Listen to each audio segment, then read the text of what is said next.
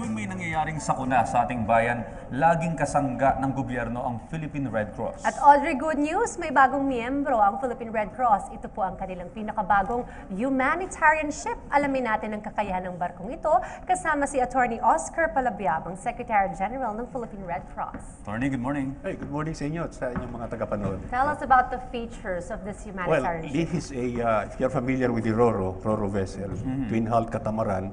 Pagkatapos meron itong deck sa gitna where we can load 20 vehicles. Then may galley to left and right, 120 passengers in totally.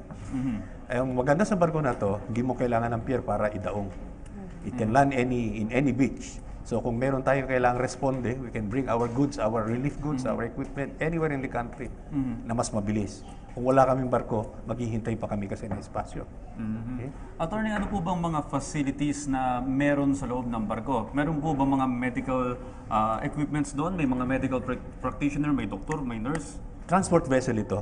So ikakarga namin doon. Meron kasi kaming mga emergency field hospitals, meron kaming mga rescue vehicles, may mga water tankers, meron kaming mga payloader. Kung ano ang pangangailangan doon sa disaster, yun ang ikakarga namin doon. Pati na yung aming mga doctors, nurses, at saka ibang emergency medical staff. Ang ganda, talagang mapapabilis lagi ang tulong natin sa mga nangangailangan. But how is this humanitarian ship different from the hospital ships? Unang-una kasi ito, parang prototype vessel ito na dinevelop ng US Navy. At ginawa ito para doon sa Borough of Matanuska, Susitna, in Alaska. The original intention is to make this a transport vehicle ng mga tao at saka mga sasakyan dahil sa maraming isla sa Alaska. Hindi nila nagamit. So naka-mothball lang yung barko na yan, hindi nagamit. Never been used. Na-tsempohan namin ito. At nung tinawaran nito ni Senator Gordon, bumaba na bumaba from $5 million o namin $1.750 million. So, Attorney, para mas makilala ng ating mga kababayan itong humanitarian ship nito, ito po ba yung nabigyan na ng pangalan? Ano po bang tatawag natin dito? may pangalan nito yung original na MV Susitna. Kaya mula nung April 1, nagsagawa na kami ng Name That Ship Contest. May Para contest. kasama natin ang mga kababayan natin. Bigyan natin ng angkop na pangalan itong barko na ito. Mag-volunteer ka lang sa Red Cross. Para if you're Red Cross volunteer, you're entitled to submit your recommendation. May premyo naman kahit pa paano. So ongoing pa ang pagpapangalan? Yes, hanggang April 15. Hanggang April 15. Oo. May potential na ito maging most popular ship dahil talagang pati yung Pinagbotohan. pagpapangalan, Kasi yung kailangan pagbobotohan pa. kailangan ma-express natin yung espiritu mismo ng Red Cross movement diyan sa barko na yan. Sapagkat humanitarian ship nga ito. So hindi ito basta bibigyan mo lang ng pangalan. Kailangan significant bibigyan natin pangalan. Correct. Yan. Attorney Oscar, this is the first in the Philippines or first in the world ba? It is definitely first in the Philippines at sa buong mundo wala akong nalalamang katulad pa nito. Ang marami tayong nakikita ay mga roll-on, roll-off vessels yung nakikita natin sa inter-island shipping. But this one is a prototype kasi ng US Navy. Kaya very modern siya. Mga 6 na tao lang kailangan niya para patakbuhin Pero attorney, halimbawang eksklusibo po ba ito para sa Pilipinas lamang o halimbawang meron tayong mga kalapit na bansa na meron ding pangangailangan, maaari po ba natin itong ipantulong din? Certainly. Kasi alam mo, miyembro tayo ng International Federation of the Red Cross and Red Crescent. Lalo kung regional dito sa ASEAN, Southeast Asia, na kaya namang maabot kaagad ng ating barko, hindi natin ipagkakait yan. Sapagkat tinutulungan din tayo ng mga ibang international societies. Mayroon po bang may date po ba na official na ilulunsad Yes. itong inyong ship? Naka-schedule na to sa 8 de Mayo, May 8, official launching from Subic, dadalhin niya sa Maynila at magkakaroon ng pasinaya para makita ng mga buong manla kung ano nga itong barko na ito.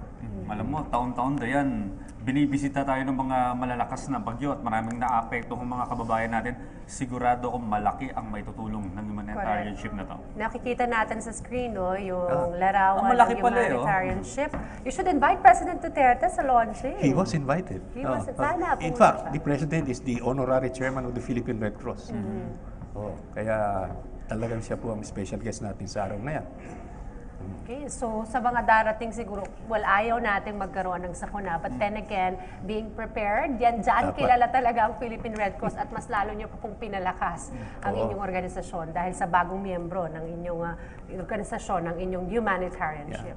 Pero bago ang lahat, maaari nyo po uling imbitahan lahat na sumali doon sa may name that Chip contest. humanitarian Oh. contest. Opo, nananawagan po tayo sa ating mga kababayan na malaki po ang maitutulong natin dito para mabigyan natin ng angkop na pangalan talaga itong barko na ito. At ng lahat po sana ay magkaroon din ng awareness, consciousness na talaga ipinundar namin itong bagay na ito para mas marami pa tayong matulungan. So, meron pa tayo up to April 15. Mag-log on lang po kayo sa website ng Philippine Red Cross. May microsite tayo for Name But Chip Contest. I-submit po ninyo yung inyong entry. Sana ito yung first of many. Masundan pa itong mga Oo, ganitong humanitarian correct. ship. Oo. Kasi ano tayo archipelago, napakaraming dapat puntahan. Correct. Tama ka doon. Sa tulong ng mamamayan lahat, makakaya po natin ito para malaking gastos din po yung mag-operate ng barko. Pero ang feeling po namin, pag nakita ng mga kababayan natin na marami talaga natutulungan, yung konting tulong ng bawat isa sa atin, malayo po mararating. This is a very good investment dahil It is. alam natin na ang disaster, hindi natin alam kung kailan siya darating. Anytime, Yes. maaaring may And mangyari you must na think hindi that maganda. the value of human life, kahit na isang buhay lang tao ang ating masave, wala akong katumbas yun eh. Kaya yung ano man yung gagastusin natin, ano man yung pinambili natin niya, sulit na sulit po yun pag tayo po ay nakasagip ng buhay. Alam mo ba, habang ni-interview natin sa Atty. Oscar, nag-iisip na rin ako, ano pa magandang pangalan dun sa ship? Oh, Ikaw you ba may join. idea ka? Isipin mo kapag ikaw rin nag-cover minsan, tapos makakasama mo yung ship na yun dahil nag-cover tayo sa may mga panahon ng mga bagyo, ganyan, diba? So makikita natin ng personal yung ship na yan someday. We'll invite you to cover it.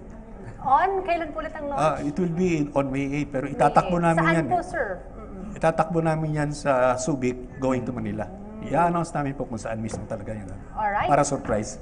Thank you very much, Attorney Oscar Palabiab, ang Secretary General ng Philippine Red Cross.